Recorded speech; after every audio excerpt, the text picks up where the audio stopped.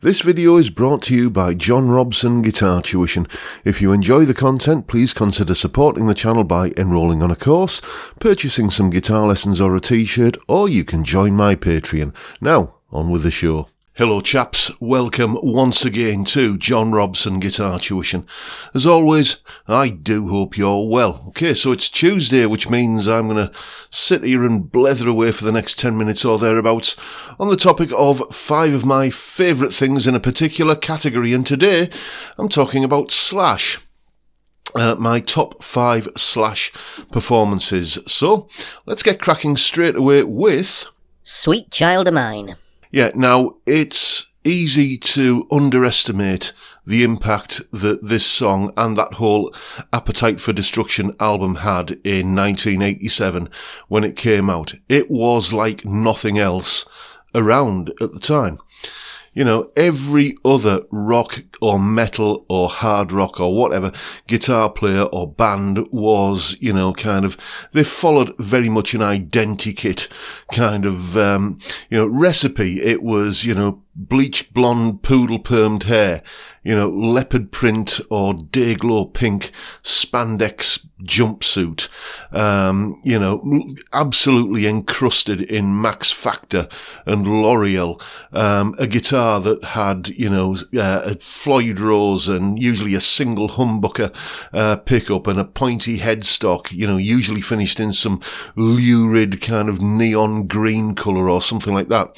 And, that was all plugged into, some LED encrusted, blinking digital rack system, everything, all kind of slathered in stereo chorus and all of that. It was the 80s, basically.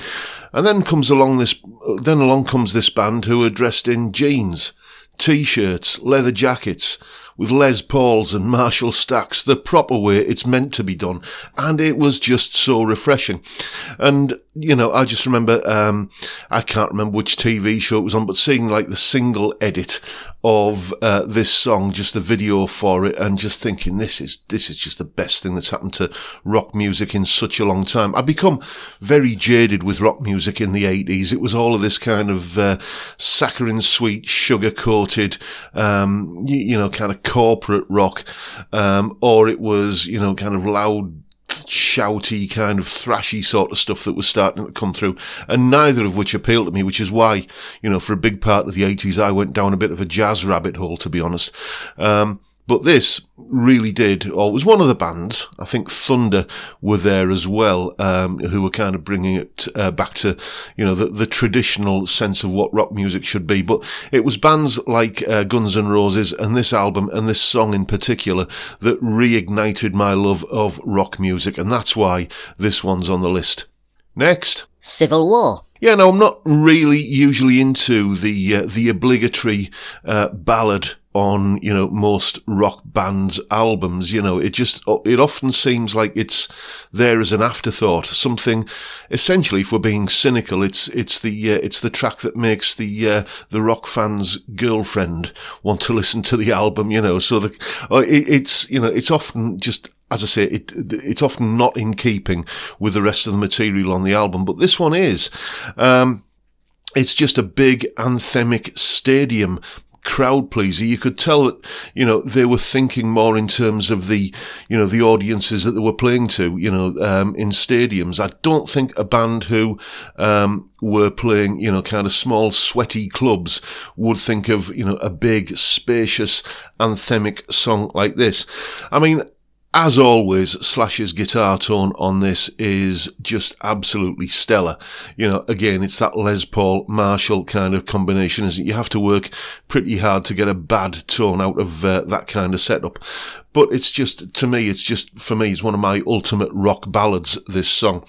And it's the fact that it's not just kind of shooby-dooby-doo, I love you, kind of boy meets girl, boy misses girl kind of subject matter as well, is another tick in the plus column for me. It's basically, I think it's just a timeless song. It could have come out last year, or it could have come out in 1970. There's nothing to this day when I listen to it that makes it sound dated or kind of out of place in a modern setting. And, that is for me the mark of a great song. and the guitar playing on it's pretty good as well, isn't it? Anyway, that's why that one's on the list.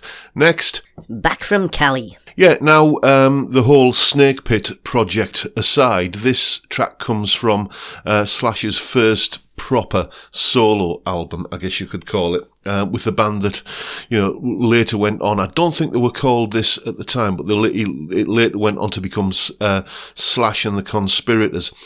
It's a great album, it really is. It's one of these albums that a lot of people tend to do, where you get guest vocalists in for each track. There's a killer track on this album by Lemmy, and Fergie from Black Eyed Peas as well. She does a turn on this album. It's a great, great album, and it's almost like you can think Slash is auditioning singers to go forward with, and I guess the guy who passed the audition was Miles Kennedy of Alter Bridge.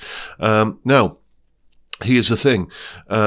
Guns N' Roses, I often think, well, yeah, okay, I love the guitar playing, but Axl's voice does grate on me after a while. And Alter Bridge, I love Miles Kennedy's voice, but it's a bit too kind of, drop tune, chuggy modern metal for my tastes. So when you've got this singer from that band and the guitarist from a band, when you've got a singer from a band whose music I'm not that into, and a guitarist from a band whose singer I'm not that into, and you put them together, for me it's an ideal combination. This is just a great classic rock track, and one of the things that I mention all the time in these videos when I'm talking about things that I enjoy is there's that moment in the studio when there's a bit of eye contact and people think, yeah, this is really working, and they realise that they're playing on a track that is going to become something more than the sum of its parts, and they raise the game accordingly. And I definitely get the vibe on this track. I might be wrong. I mean, it might have been, all done, in separate studios and kind of WAV files being Dropboxed around to each other, but somehow I don't think that's the case. This has the feeling of a band playing live in the studio and feeding off the kind of vibe of each other and making a better product, a better song as a result. It's a fantastic song, probably one of the standout tracks off this album, I think, and that's why this one's on the list. You're a lie. Yes, another one from Slash and the Conspirators. This comes from the second album of that particular lineup. Miles Kennedy is by this time the sort of permanent vocalist for the band. He's kind of balancing that with his Alter Bridge duties. The album is called Apocalyptic Love, and it's a great album. It's, it just builds on, the kind of feel and the vibe of that first album that we were just talking about. I mean, just star-turn performances all around. Everybody really here is, on superb form. The band are so tight. I mentioned this on the AC/DC video last week, when a band is tight enough to be, kind of grooving together, but not robotic and not, not feeling like everything has been sanitized and lined up to a grid. I believe, I may be wrong, but I believe Slash is still an advocate of recording to tape, and just getting the humanity of the performance down onto a reel of tape rather than onto a hard drive where things can be clicked and dragged and dropped until it all lines up perfectly but lacks any kind of humanity to it. Anyway, I mean, fantastic song this. It's got a chord sequence which I'm a bit of a sucker for. It's got that sort of minor key descending bass line kind of thing going on, like Hotel California, Stairway to Heaven, even going back as far as My Funny Valentine. And it's got an absolute just killer riff at the beginning of the song that just kind of sucks you in. And, there's some fantastic palm muted, arpeggiated, fast chord playing by Slash on this. It really does showcase what a fantastic player he is. Anthemic chorus, that's always a good thing on a classic rock tune, isn't it? Something that makes you want to kind of join in. Again, I mentioned this on the AC/DC kind of thing last week. If there's a big chorus, it naturally makes you want to kind of feel like you're part of it. And an absolutely singing, superb, almost vocal guitar solo with just enough of the obligatory kind of twiddly slash isms in there as well, just to kind of give it that bit of excitement. But I am toying with the idea of doing a solo analysis on this particular track, so I shall keep you posted on that. Anyway, fantastic song. Again, one of the standout tracks from the album, and that's why this is on the list. Next, Night Train, live. Yes, Night Train, the live version. Which live version, I hear you say? Well, this is, again, Slash and the Conspirators again. I do like that that combination of the classic Guns N' Roses tunes, but with, I think, a better singer in the form of Miles Kennedy performing them. It just works better for me. I mean, you know how there are certain definitive versions of songs. You think of Rocking All Over the World by Status Quo. At least I do anyway. I think of the live at the NEC version, because it's just, the studio version sounds just a little bit stiff and sterile by comparison. Or, classic examples, Show Me the Way by Peter Frampton. The definitive version of that is, without a shadow of a doubt, the one from Frampton Comes Alive. Boys Are Back in Town by Thin Lizzy. The best version of that is undoubtedly the version that's on Live and Dangerous. And for me, this is the best version of Night Train from the Made in Stoke gig, which I'm sure it's probably up on YouTube. I'll try and link to all of these in the description as well. But it's, in case you don't know, Slash, his real name is Saul Hudson, and he comes from Stoke-on-Trent in the UK and moved out to the States when he was but a wee lad. And when he put this band together with Miles Kennedy and everything, I think this might have been the first gig that they ever did, playing in front of Slash's, I guess, old hometown audience. It's in you can see it's just filmed in a little provincial town hall in Stoke-on-Trent, or theatre or whatever, and the crowd are going absolutely nuts. It's like the local boy has done good, and they're really on side with him, and Slash responds to that. And the whole band do, to be honest with you. It's just the vibe of a band who are so tight and having fun and just enjoying themselves and having a great time up on stage, and that is infectious. As I say, for me, this is the definitive version of this song. So there you go. Those are my top 5 Slash performances.